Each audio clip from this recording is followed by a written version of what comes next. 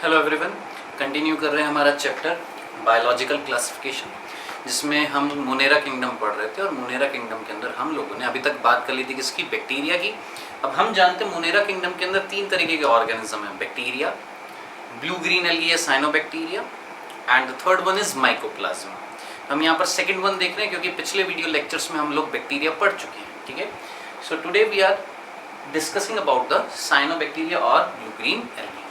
तो देखिएगा, सबसे पहली चीज, these are gram negative bacteria. आपने ये याद रखना है, इंपॉर्टेंट है विद रिस्पेक्ट टू मीट। कैसे बच्चों, ये ग्राम नेगेटिव है, first point. Second, they are photosynthetic prokaryotes, यानी ये वो ऑर्गेनिज्म हैं जो क्या कर रहे हैं, फोटोसिंथेसिस कर रहे हैं। ठीक है, अब याद करिए, हमने पिछले से पिछले वीडियो लेक्चर में कहीं ना कहीं हमने बात करी थी कि सबसे पहले फोटोसिंथेसिस किसने किया था। हमने मोड ऑफ न्यूट्रिशन जब पढ़ा था बैक्टीरिया के अंदर, तब हमने वहां पर बात करी थी कि सबसे पहले ऑटोट्रॉफिक मोड ऑफ न्यूट्रिशन किसने शो किया था, बैक्टीरिया ने। कौन सा, फोटोसिंथेसिस। लेकिन वो फोटोसिंथेसिस जो था, क्या उसमें ऑक्सीजन इवॉल्व हो रही थी? नहीं। यानी वो कैसा फोटोसिंथेसिस था, नॉन ऑक्सीजेनिक फोटोसिंथेसिस था। ठीक है, लेकिन these are the first organism जिन्होंने फोटोसिंथेसिस किया। और कौन सा, ऑक्सीजनिक। यानी इस अर्थ पर ऑक्सीजन जिसके कारण आई है वो ऑर्गेनिज्म कौन है बच्चों, आपके याद रखना, कौन, साइनोबैक्टीरिया या ब्लू ग्रीन एल्गी। ठीक है, ये 2 पॉइंट क्लियर है आपको। नेक्स्ट, ज्यादातर ये कहां पर मिलते हैं, आपके फ्रेश वाटर में। याद रखना, ज्यादातर किसमें मिलते हैं, ये फ्रेश वाटर में। ठीक है, अब यहाँ पर कुछ पॉइंट्स हैं, ये 4 पॉइंट्स हैं जो आपको बहुत इंपॉर्टेंटली याद रखने हैं साइनोबैक्टीरिया के रिस्पेक्ट में। कुछ एग्जांपल्स देख रहे हैं हम यहाँ पर, देखिएगा। एक ब्लू ग्रीन एल्गी है, साइनोबैक्टीरिया, जिसका नाम है ट्राइकोडेस्मियम एरिथ्रियम। पूरा नाम याद रखना, ट्राइकोडेस्मियम एरिथ्रियम।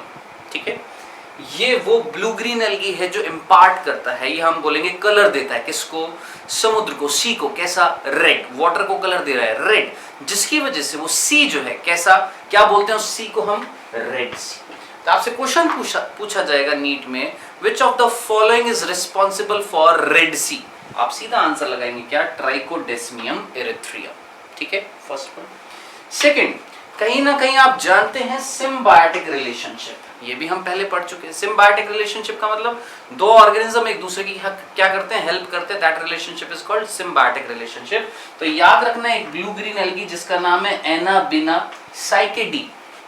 एनाबिना साइकेडी वो ब्लू ग्रीन एल्गी है जो पर्टिकुलरली सिम्बायोटिक रिलेशनशिप शो कर रहा है किसके साथ, एक प्लांट के साथ, जिसका नाम क्या है, साइकस। वैसे तो आपके मोस्टली ब्लू ग्रीन एल्गी हर ऑर्गेनिज्म के साथ, हर organism in the sense most of the plants के साथ क्या शो करते हैं, सिम्बायोटिक रिलेशनशिप शो करते हैं। ठीक है, एक एग्जांपल लिया मैंने यहाँ पर, कौन सा, एनाबिना साइकेडी, जो किसके साथ शो कर रहा है, साइकस के साथ। नेक्स्ट, थर्ड पॉइंट, ये बहुत इंपॉर्टेंट है, क्या, they help in nitrogen fixation. कौन, ये जो साइनोबैक्टीरिया, ये जो ब्लू ग्रीन एल्गी है, ये एटमॉस्फेरिक नाइट्रोजन को अमोनिया में बदलते हैं। This process is known as nitrogen fixation. भूलना मत, किसको बदलना, एटमॉस्फेरिक नाइट्रोजन को अमोनिया में बदलना क्या कहलाता है, नाइट्रोजन फिक्सेशन। और ये कौन कर रहा है, आपके ब्लू ग्रीन एल्गी, जैसे नॉस्टॉक, एनाबिना। इसके अलावा और भी एग्जांपल है, ओलोसेरा है, ऑसिलेटोरिया है, कई सारे एग्जांपल हैं, आपने याद रखना है। Nostoc and Anabaena, these are the 2 main blue green algae which help in nitrogen fixation. ठीक है, एंड द लास्ट वन, आपने ये जरूर याद रखना, इस अर्थ पर सबसे ज्यादा प्रोटीन का सोर्स जो है, यानी जिससे सबसे ज्यादा प्रोटीन मिल रहा है, that is also a blue green algae named spirulina. भूलना मत, spirulina is a blue green algae which is the richest source of protein on this earth. So this was the cyanobacteria. अब इसके बाद हम बात करेंगे किसकी, माइकोप्लाज्मा की। ठीक है, आइए देखते हैं। Okay, so last category of Monera kingdom is mycoplasma. ठीक है, आइए देखते हैं किसकी बात कर रहे हैं, माइकोप्लाज्मा। सबसे पहले देखिए, नोकार्ड एंड रॉक्स, ये 2 साइंटिस्ट थे जिन्होंने सबसे पहले माइकोप्लाज्मा को एक्सट्रैक्ट किया था। कहां से, they discovered them from the pleural fluid of cattle who are suffering from pneumonia or simply called pleuropneumonia. ठीक है। अब ये कहेंगे आप क्या है, सबसे पहले तो आप ये पूछेंगे कि ये प्लूरल फ्लूइड क्या होता है। तो याद रखना, लंग्स जो होते हैं, these lungs are covered by a layer which is a double layer। ध्यान से सुनना, क्या बोला मैंने, ये जो लंग्स हैं they are covered by a double layer structure called pleura। यानी लंग्स की जो कवरिंग है वो डबल लेयर है और दोनों लेयर्स को हमने क्या बोला, pleura. Outer is called parietal pleura, अंदर वाली जो है that is called visceral pleura, और इनके बीच में जो खाली जगह है that is filled by A fluid called pleural fluid. तो इतना तो आपको समझ में आ गया होगा क्या, नोकार्ड और रॉक्स ने माइकोप्लाज्मा को इस प्लूरल फ्लूइड से क्या किया था, डिस्कवर्ड किया था। किसके प्लूरल फ्लूइड से, कैटल्स के, जो क्या इन्फेक्टेड थे, सफरिंग थे, किससे, एक बीमारी उनके अंदर हो रही थी दैट इज कॉल्ड प्लूरोनिमोनिया। तो आपने याद रखना है कि प्लूरोनिमोनिया जिनसे हो रहा है, जिन ऑर्गेनिज्म से हो रहा था उन कैटल्स को, वो कौन थे, माइकोप्लाज्मा। इस बिहाफ पर इन माइकोप्लाज्मा को नाम दिया गया क्या, प्लूरोनिमोनिया लाइक ऑर्गेनिज्म, यानी PPLO। तो याद रखना, mycoplasma are called PPLO, pleuropneumonia like organism. Simple सी बात है। अब why this disease is not called pneumonia, why it is called pleuropneumonia। Pleuro का मतलब होता है फॉल्स। अब आप अच्छे तरीके से जानते हैं, आप सभी ने वर्ड सुना होगा क्या, निमोनिया। निमोनिया एक बैक्टीरिया से होती है, कौन सी, स्ट्रेप्टोकोकस निमोनिया। ठीक है। अब सपोज स्ट्रेप्टोकोकस निमोनिया मेरे अंदर गया, मेरे को इन्फेक्शन कॉज किया, उससे जो बीमारी मेरे को होगी दैट इज कॉल्ड निमोनिया। उसके जो सिम्टम्स होंगे वही के वही सेम टू सेम सिम्टम्स किससे हो रहे थे, माइकोप्लाज्मा से। ठीक है। अब माइकोप्लाज्मा से सेम टू सेम सिम्टम्स हो रहे किसके जैसे, स्ट्रेप्टोकोकस निमोनिया से जो बीमारी हो रही थी, कौन सी, निमोनिया। सो इस वजह से माइकोप्लाज्मा से जो डिजीज हो रही है दैट इज कॉल्ड क्या, प्लूरोनिमोनिया, क्योंकि इसके भी सिम्टम्स किसके जैसे हैं, निमोनिया डिजीज के जैसे हैं। ठीक है। So mycoplasma are called pleuropneumonia like organism.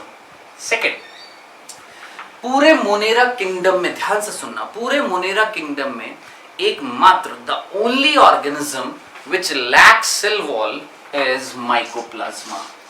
ये क्वेश्चन नीट में कई बार पूछा गया, याद रखना, the only organism which lack cell wall is mycoplasma, या इसको ऐसे भी बोल सकते हैं क्या, cell wall is absent in them. किसके अंदर, माइकोप्लाज्मा।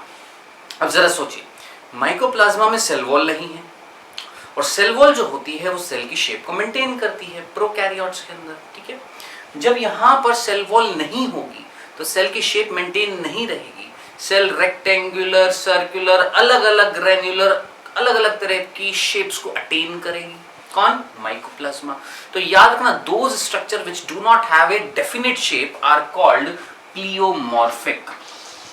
याद रखना, उनको हम क्या बोलते हैं, प्लियोमॉर्फिक। सो दीज आर कौन, माइकोप्लाज्मा आर प्लियोमॉर्फिक। प्लियोमॉर्फिक का मतलब जिनकी कोई डेफिनेट शेप नहीं होती है, जो अपनी शेप्स को बदल रहे हैं। क्यों शेप नहीं है इनकी, क्योंकि इनके अंदर कौन एब्सेंट है, सेल वॉल इनके अंदर क्या है, एब्सेंट है। ठीक है। नेक्स्ट, अब ये प्लांट्स में भी डिजीज कॉज कर रहे हैं और एनिमल्स में भी डिजीज कॉज कर रहे हैं। प्लांट्स में कौन सी डिजीज कॉज कर रहे हैं ये भूलना नहीं है, ये भी क्वेश्चन आते हैं, याद रखना, विच इज ब्रूम। ठीक है। Brinjal little leaf and bunchy top papaya, ये तीन डिजीज आपको याद रखनी है जो प्लांट्स में हो रही है, किससे, माइकोप्लाज्मा से। कौन कौन सी, which is broom, brinjal little leaf and bunchy top papaya. ये तीन डिजीज किससे हो रही है, माइकोप्लाज्मा से। किसके अंदर, प्लांट्स के अंदर। एंड एनिमल्स के अंदर मैंने आपको बता ही दिया, कहीं ना कहीं निमोनियल सिम्टम्स वाली डिसऑर्डर हो रही है दैट इज कॉल्ड प्लूरोनिमोनिया। याद रखना, उसको हम क्या नाम देते हैं बच्चों, प्लूरोनिमोनिया। ठीक है। तो ये हमने कंप्लीट किया है बच्चों, क्या, माइकोप्लाज्मा। अब सोचिए, हमने बात करी थी, कौन सा किंगडम पढ़ रहे थे हम यहाँ पर, मोनेरा। मोनेरा किंगडम में हमने सबसे पहले किसकी बात करी, कंप्लीट बैक्टीरिया। फिर आज हमने देखा क्या, साइनोबैक्टीरिया, एंड देन क्या देखा, माइकोप्लाज्मा।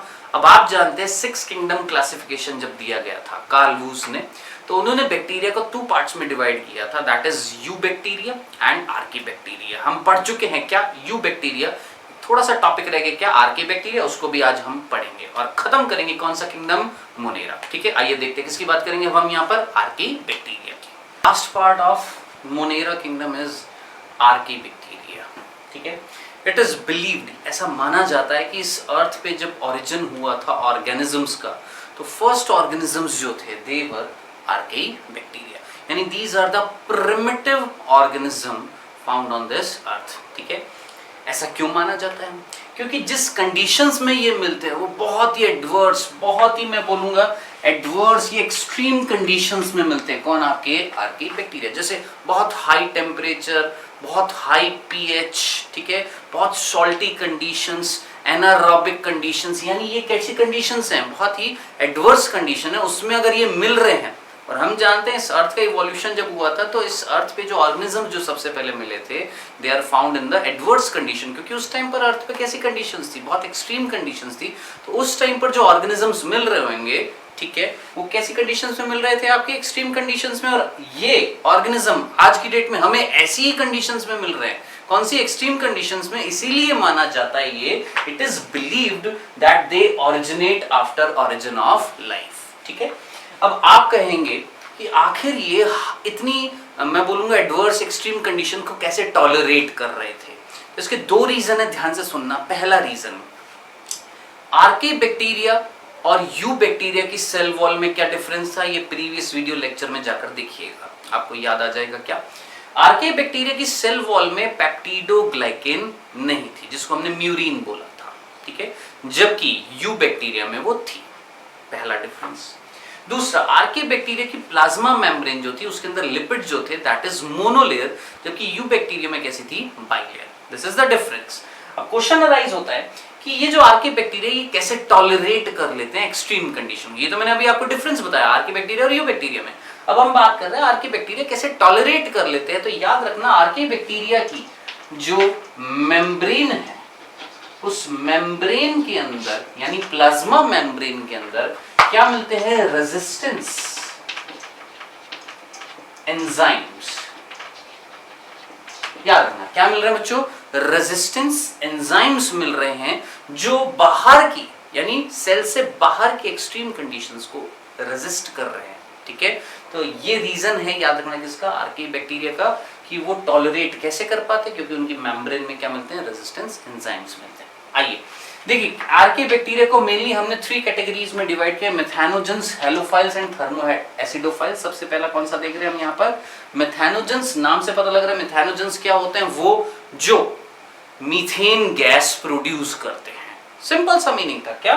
वो जो मीथेन गैस प्रोड्यूस करते हैं, किसको कन्वर्ट करते हैं? आइदर कार्बन डाइऑक्साइड को, आइदर मिथेनॉल को, ठीक है, इनको कन्वर्ट करके क्या प्रोड्यूस कर रहे हैं? मीथेन।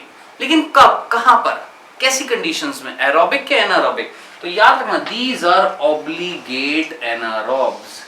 अब एनारोबिक तो मतलब समझ में आता है, ऑब्लिगेट का मतलब है स्ट्रिक्टली, यानी strictly they are present in anaerobic condition. अगर ऑक्सीजन होएगी तो ये खत्म हो जाएंगे, मर जाएंगे, यानी they only and only found in anaerobic conditions. तो पहला पॉइंट क्लियर हो गया मेथैनोजेंस का, दे आर ऑब्लिगेट एनारोब्स, ठीक है।